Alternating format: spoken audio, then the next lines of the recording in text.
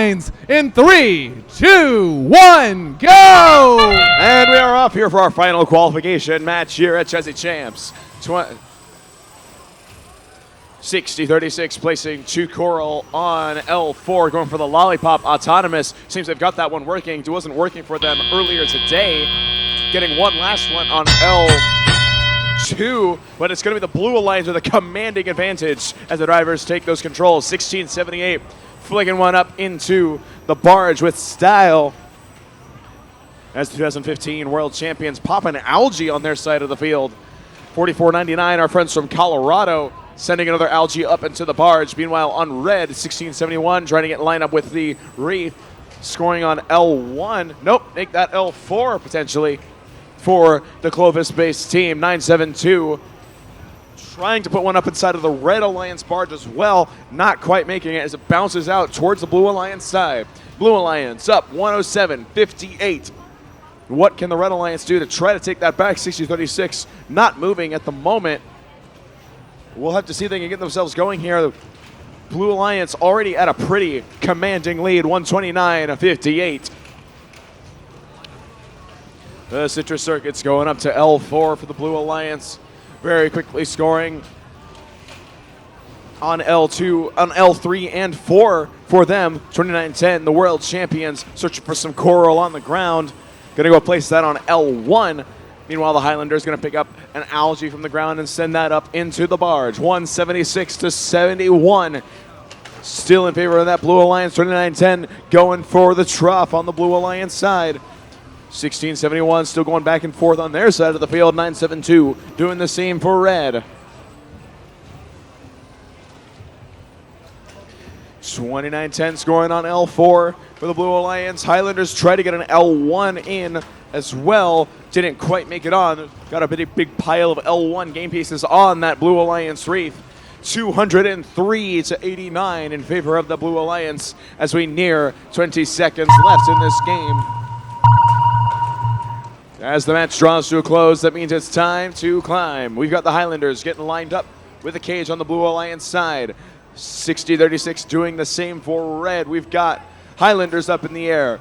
Peninsula Robotics potentially up in the air. 29-10 seems to have not made the climb and are contacting the ground. 972 are up for the Blue Alliance. The Red Alliance as time expires on our final qualification match here at Chezy Champs.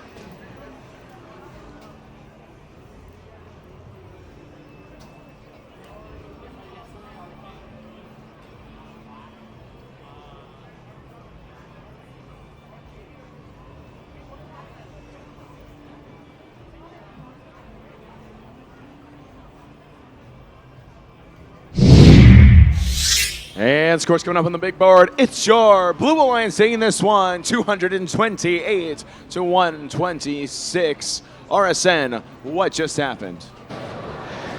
Missing out on the barge bonus there for the Blue Alliance, but maintaining that number 2 slot for 29-10 and 44.99, staying up in the top 8.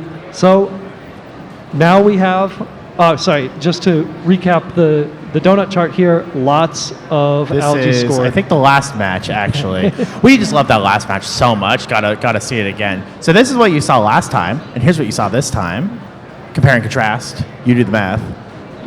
We did see the Blue Alliance there outscore by, I believe it was 100 points, so a very, very decisive victory. Unfortunately missing out on that barge RP with 29-10 missing their climb, and that being why they didn't get the full 6 RP. Probably didn't change their rankings at the end of the day, but always nice to end your qualifications with a 6 RP match. So now we move into the next phase of the tournament. Teams getting ready for the playoffs. They have to make their own 4-team alliances. Serpentine all the way up and down. 254 sitting in the number 1 spot has their pick of the entire field. Yep. Whom should they pick? Well, I'm looking at the 3-way tie between 29-10, 694, and 94-50 just off of the ranking points alone. Of course, rank isn't everything. We've seen teams get picked all the way from the 20s on the first round of the draft. But quite frankly, I mean, you can never go wrong with the world champion selection, right? 254, 29-10 seems like a very solid combination to me. Of course, they might think, no, if we had made it out of Milstein, we actually would have had a better shot at the title than them. They may go for 59-40, try to bring up the the retro team up, see if we can get that. But I think 2910 is always a solid pick, and there's only one team on this field who gets to pick them going into our draft here, Steve. All the teams here have to be prepared for the changes as we get into playoffs. No longer do you care about those bonus ranking points. It's just about match points. So now L1 for a second becomes less important until you realize your alliance is going to plan to fill all of the branches of the reef. So L1 becomes important again. So no bonus there. It's really not that different a game, just you don't have to focus for matches where you don't think you're going to be able to fill the reef and score all the algae. And once you do think you are going to fill that reef, the algae come into play even more. This is what we saw on Einstein. We saw a preview of this in match 67 with an attempted algae steal in the autonomous period. Do either of you think we're going to see one of those come out in the playoffs? Oh, I sure hope so. I love seeing these little tech plays that people bring out. There's like one cute thing that you get to do in a match if you're expecting that everything gets filled. What is that one little micro adjustment that's going to sway the match in your favor? You know, it could be taking one more algae and not going 9-9. You're going 10-8 on the barge. It could be that a floor coral just rolls a little too close to you and grabbing that. Auto is a great opportunity. It's a risky opportunity because of all of the possibilities to earn fouls if you just predict wrong what's going to happen and get hit with a parry on the other side of the field. Lots of things that should happen for making the adjustment and difference, I think should stay in teleop where it's a lot safer. But you know, when you're going for the title of Chezy Champion, who knows if you're going to play it safe all the time. And in the double elimination bracket, it is paramount to have consistency because you really don't want to drop any matches. There isn't much room for experimentation.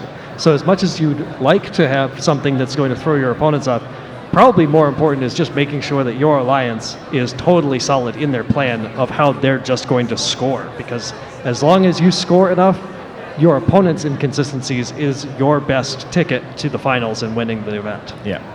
As we look across the top 10 in the 8th spot, we also see 1678. This is a story we've been following here on the desk. They had a really rough start to their qualifications yesterday morning, but they have clawed their way back, not just into the top 10, but into the top 8. They are guaranteed us position here in the playoffs, either as a captain or a first pick, depending on how things go.